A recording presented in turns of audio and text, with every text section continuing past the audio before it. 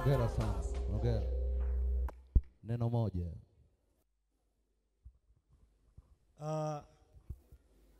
Habari za usiku.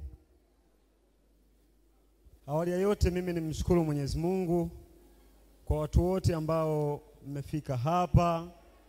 Lakini pia niwashukuru watu wote ambao walikuwa waasisi wa kuandaa hizi tuzo.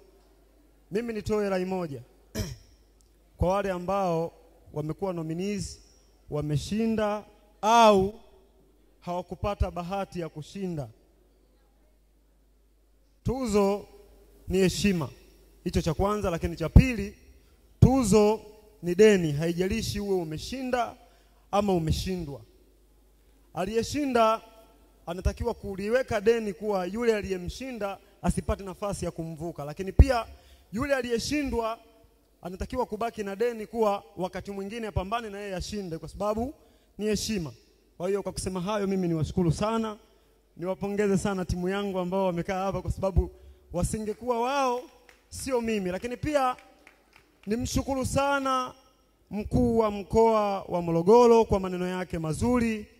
Mimi naitwa Suleiman Ari Kiwamba, ni mtoto wa Morogoro, lakini pia ni mzaliwa wa Chalinze.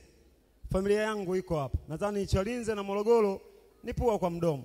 Kwa hiyo maneno yako yamenifanya niendelee kupambana kijana wako. Wakati mwingine karibu Chalinze pia. Asanteni sana.